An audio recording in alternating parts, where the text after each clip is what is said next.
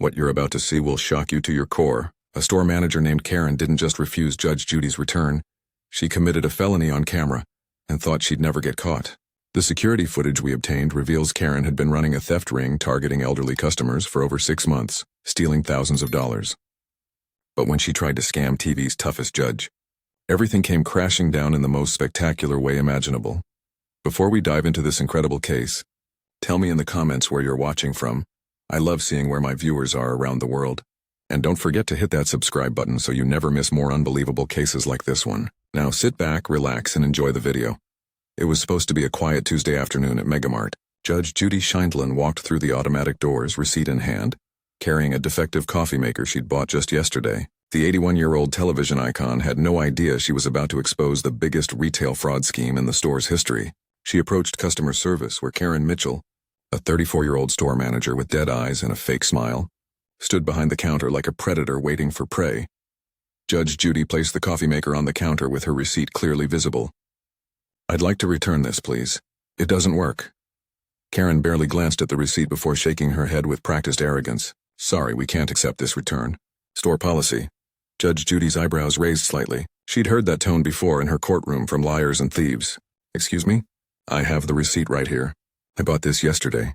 Karen's response would haunt her for the rest of her life. "I don't care who you think you are, lady." The answer is no. She didn't recognize the woman standing before her. She had no idea she'd just declared war on the most feared judge in America. Judge Judy's eyes narrowed to steel. The temperature in the store seemed to drop 10 degrees. Other customers started turning their heads, sensing something big was about to happen. But Karen wasn't done digging her own grave. "Maybe try shopping somewhere that matches your budget next time," she sneered, loud enough for everyone to hear. The insult echoed through the store. Phones started coming out, cameras started rolling, and Judge Judy, the woman who delivered justice for over 25 years, felt that familiar fire ignite in her chest. Karen had just made the biggest mistake of her criminal career. If you think Judge Judy was about to let this slide, you clearly don't know Judge Judy.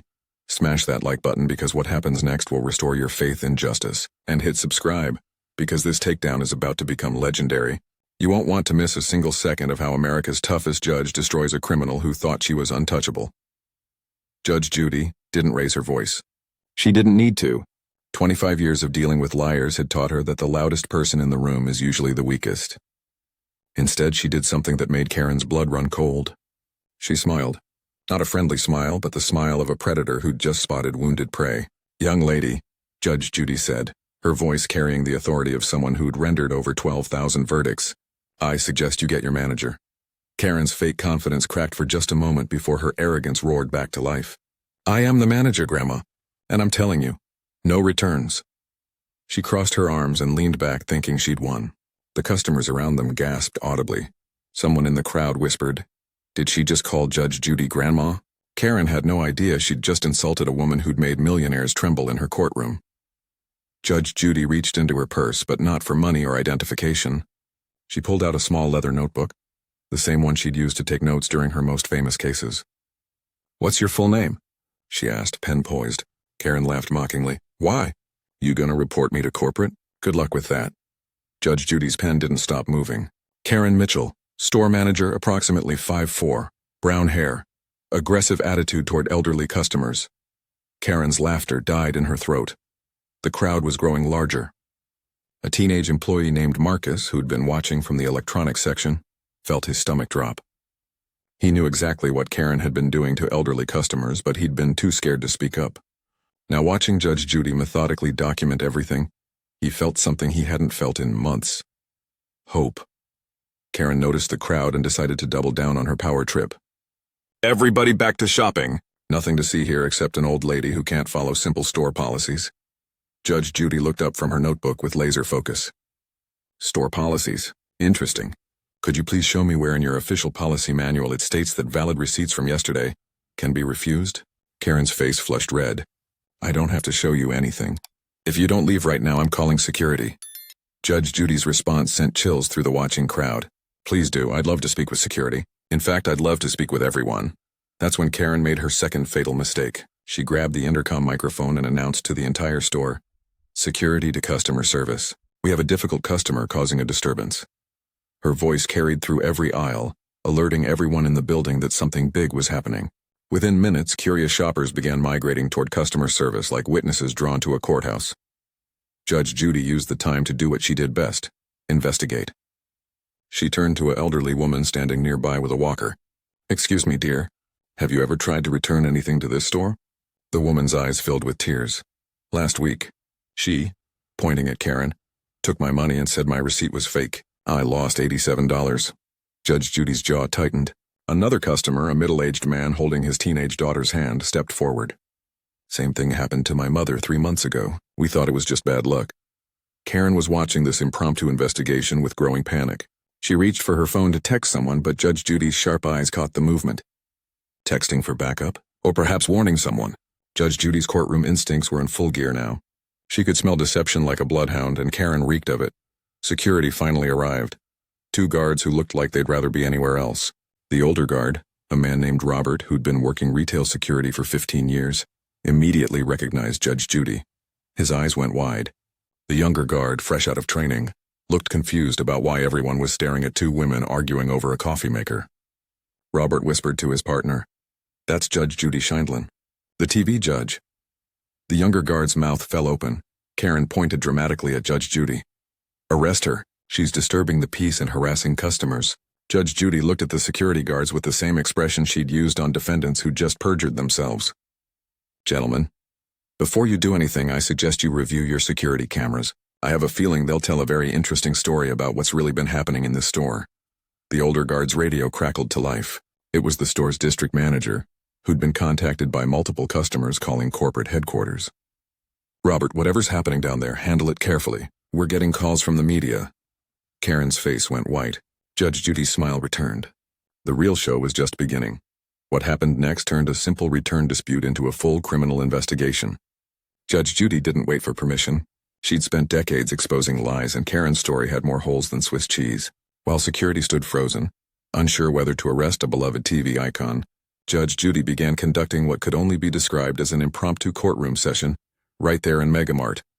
"Ladies and gentlemen," Judge Judy announced to the growing crowd, her voice carrying the same authority that had commanded television audiences for over 2 decades. "We have what appears to be a pattern of fraud targeting elderly customers. I'm going to need witnesses." Hands shot up around the store like eager students. Karen's panic was visible now, sweat beading on her forehead as she realized her victims were no longer silent.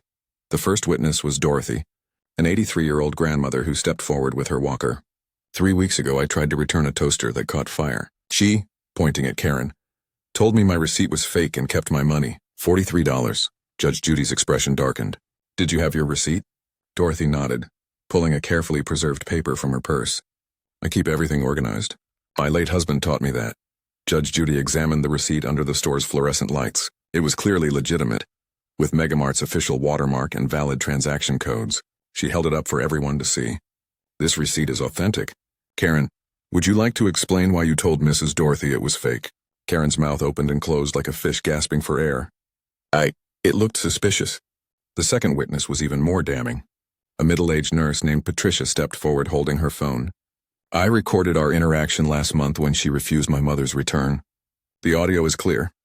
She played the recording on speaker for everyone to hear. Karen's voice, dripping with condescension, filled the store. "Old people always lose their receipts and then blame us. No return, no refund." "Security!" The crowd gasped audibly. Judge Judy's eyes blazed with righteous fury. "So this is a pattern. Karen, in my courtroom, we call this systematic fraud." She turned to the security guards. "I strongly suggest you review your surveillance footage from the past 6 months. Focus on elderly customers at the return counter." That's when Marcus, the teenage employee who'd been watching in horror, found his courage. His hands shaking, he approached Judge Judy. "Your Honor, I know where she keeps them." Judge Judy's attention locked onto him like a laser. "Keeps what, son?" Marcus's voice trembled. "The receipts. She keeps a box of receipts from elderly customers in her office. She told us they were fake, but—" Karen lunged toward Marcus. "Shut up, you don't know what you're talking about." But Robert, the older security guard, stepped between them. His years of experience told him this situation was about to explode, and he wasn't about to let a potential criminal intimidate a witness. "Ma'am, I'm going to need you to step back." Judge Judy placed a protective hand on Marcus's shoulder. "Continue, young man. You're safe here." Marcus took a deep breath. "She has a system. When elderly customers come in, she looks for any excuse to keep their money. Faded receipts, slight damage to items, anything. Then she processes the returns after they leave and pockets the refunds. The store fell silent except for the hum of fluorescent lights. Karen's elaborate theft scheme was unraveling in real time. Judge Judy turned to the security guards with the same intensity she'd used to corner lying defendants. "Gentlemen, I believe we need to examine that office immediately, and I suspect your security cameras will show some very interesting patterns." Karen made one last desperate play. "This is harassment. You can't just accuse me without evidence." Judge Judy's response was ice cold. "Young lady, I've been collecting evidence for the past 10 minutes, and from what I can see, you've been running a criminal enterprise targeting the most vulnerable members of our society. That ends today." The store's atmosphere shifted dramatically when the automatic doors burst open, and District Manager David Hernandez stormed in, his face flushed from sprinting across the parking lot. He'd received 17 phone calls in the past 20 minutes, including one from the local news station and another from Megamart's corporate legal department. What he found was his worst nightmare: a crowd of customers surrounding his store manager and America's most famous judge in what looked like a criminal investigation. "What in God's name is happening here?" David demanded, his voice echoing through the store. Judge Judy turned toward him with the measured grace of someone accustomed to commanding authority. "Mr. Hernandez, I presume? Your store manager has been systematically defrauding elderly customers. I suggest you review your security footage immediately before this becomes a federal investigation." Karen seized the moment, rushing to David's side like a child running to a parent. "David, thank God you're here. This crazy old woman is harassing me and disrupting our customers. She's making wild accusations because I followed store policy and refused her return." Judge Judy's eyebrow arched dangerously high. Karen had just called her crazy on top of everything else. David looked around at the crowd of witnesses, his trained retail eye immediately recognizing a public relations disaster in the making. Dorothy stepped forward, clutching her walker and her authentic receipt. "Young man, that manager of yours stole $43 from me 3 weeks ago. This wonderful lady is helping us get justice." David's stomach dropped as he realized the scope of what might be happening. Judge Judy didn't wait for corporate bureaucracy to slow things down. "Mr. Hernandez, I'm requesting immediate access to your security system and Karen's office. Marcus here has provided testimony about evidence stored in that office." She gestured to the teenage employee, who was now standing straighter, emboldened by having the most famous judge in America as his backup. Karen's desperation reached new heights. "David, you know me. I've been Employee of the Month 6 times. I would never steal from customers." Her voice cracked on the word steal, and Judge Judy caught it immediately. Years of courtroom experience had taught her to spot the exact moment when someone's lies began crumbling under pressure. David made the call that would change everything. "Robert, take us to the security office now." As they walked toward the back of the store, Karen grabbed David's arm with trembling hands. "You don't understand. She's trying to destroy me because I wouldn't break policy for her. This is all about her ego." The security office was cramped and filled with monitors showing every angle of the store. Robert pulled up the footage from 3 weeks ago, the day Dorothy had attempted her return. What they saw on screen made David's blood run cold. Crystal clear footage showed Karen taking Dorothy's receipt, examining it and then hiding it under the counter while telling the elderly woman it was fake. But the cameras captured something even more damning. After Dorothy left heartbroken and empty-handed, Karen retrieved the receipt, processed the return on the computer, and pocketed the cash refund. The theft was caught in high definition from 3 different angles. "My God," David whispered. Judge Judy's expression was granite. "Keep watching. I suspect this isn't an isolated incident." They fast-forwarded through weeks of footage and the pattern became undeniable. Karen had perfected her system. Elderly customers, authentic receipts, fake refusals, followed by secret processing and theft. The cameras had captured everything. Her greed, her lies, her systematic targeting of vulnerable seniors who were unlikely to fight back. Karen stood frozen as her months of criminal activity played out on screen. She tried one last desperate lie. "The cameras must be malfunctioning. This footage has been doctored." Judge Judy turned to face her with the same expression she'd worn when delivering guilty verdicts to the worst defendants in her courtroom. "Karen, I've heard every excuse imaginable in 25 years of jurisprudence. What we're looking at is crystal clear evidence of systematic theft, elder abuse, and fraud. Mr. Hernandez, I strongly recommend you contact law enforcement immediately."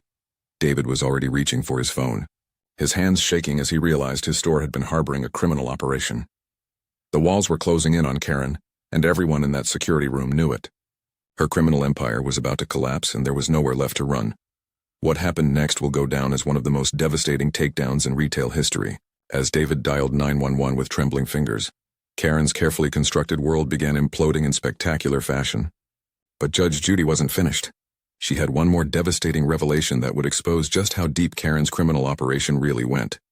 Mr. Hernandez, before the police arrive, I suggest you check Karen's employee records for the past 6 months. Specifically, look for any unexplained cash discrepancies or inventory adjustments. Judge Judy's tone carried the weight of someone who'd solved thousands of cases. David's face went pale as he pulled up Karen's access logs on the computer system. The numbers were staggering. Over $12,000 in unauthorized cash withdrawals, disguised as customer service adjustments and damaged inventory write-offs. Each entry corresponded perfectly with dates when elderly customers had been turned away. Karen hadn't just been stealing refund money, she'd been systematically looting the store's cash registers using her managerial access codes. Karen's legs gave out. She collapsed into a chair, her face drained of all color as the magnitude of her crimes became undeniable. I can explain, she whispered, but her voice had lost all its earlier arrogance. Judge Judy stepped closer, her presence filling the small security office like an avenging angel. Young lady, in my courtroom, I've seen embezzlers, con artists, and thieves of every variety. But what you've done targeting elderly people who trusted you, that's not just theft. That's predatory behavior of the worst kind. Judge Judy's words cut through Karen like a blade. You didn't just steal money. You stole their dignity, their confidence, their faith in basic human decency. Marcus, the teenage employee who'd found his courage, spoke up with new information that made everyone's blood run cold. There's more. She made us lie to customers too. If anyone complained about her, she threatened to fire us and make sure we couldn't get jobs anywhere else. She said she had connections. Judge Judy's expression darkened further. Witness intimidation, conspiracy. Karen, you've been running a criminal enterprise. The sound of sirens grew louder outside as police cars pulled into the parking lot. Through the security monitors, they could see news vans arriving as word of the confrontation spread through social media. Videos of Judge Judy's impromptu investigation had already gone viral, with millions watching the drama unfold in real time. Detective Sarah Martinez entered the store with 2 uniformed officers, immediately recognizing Judge Judy from television. Your Honor, we received reports of theft and fraud. What's the situation? Judge Judy gestured toward the monitors still displaying Karen's crimes. Detective, we have documented evidence of systematic elder abuse, embezzlement, and fraud totaling over $12,000. Karen made one final pathetic attempt to save herself.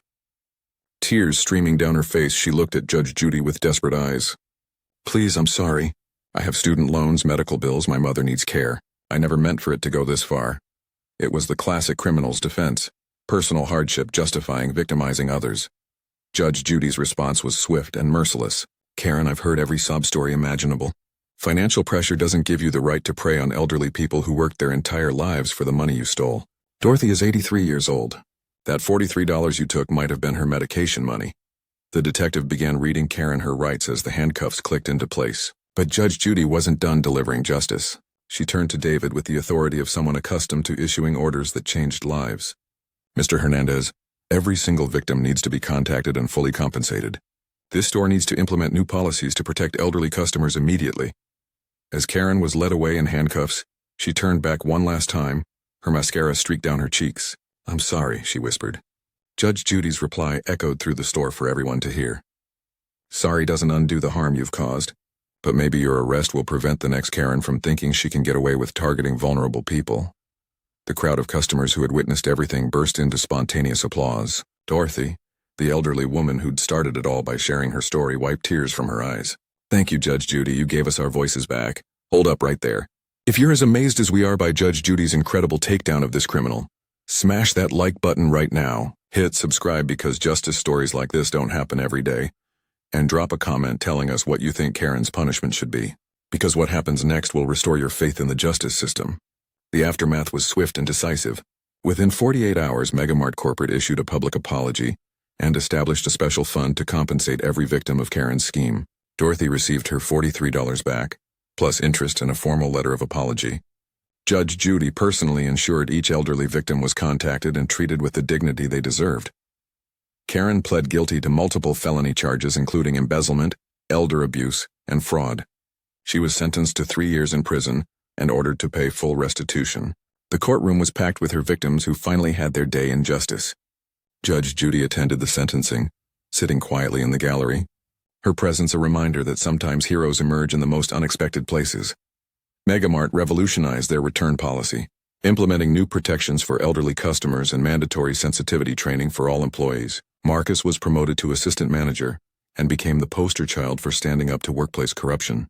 The store installed a special senior customer advocate position to ensure no elderly shopper would ever face Karen's treatment again. Judge Judy's simple trip to return a coffee maker had transformed an entire corporation's culture and protected countless future victims from predatory behavior.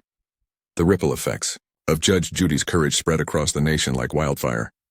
Her story inspired elderly customers everywhere to speak up against retail abuse. The Judge Judy effect became a movement, with stores nationwide implementing new protections for vulnerable shoppers. Karen's arrest made headlines from coast to coast, serving as a warning to anyone who thought they could prey on the elderly. Dorothy, now 84, became a local hero in her community, speaking at senior centers about standing up for yourself. Judge Judy taught me that age doesn't mean we have to accept being mistreated, she told audiences who hung on every word. Marcus started a nonprofit helping retail workers report workplace corruption, directly inspired by Judge Judy's example of fearless justice. 6 months later, Judge Judy returned to that same Megamart. The new manager, a kind woman named Grace, personally handled her return with a smile. "Thank you for what you did," Grace whispered. "You saved this place." Judge Judy simply nodded. Justice isn't just in the courtroom. Sometimes it's in the coffee maker aisle. If Judge Judy's incredible courage inspired you to stand up for what's right, smash that like button to keep fighting injustice everywhere. Subscribe so you never miss stories of everyday heroes getting the justice they deserve. And comment below telling us about a time you witnessed someone standing up for others, or when you found the courage to speak up yourself. Share this video with someone who needs to see that one person can make a difference and that bullies never win when good people refuse to stay silent. Because right now you're not just a viewer.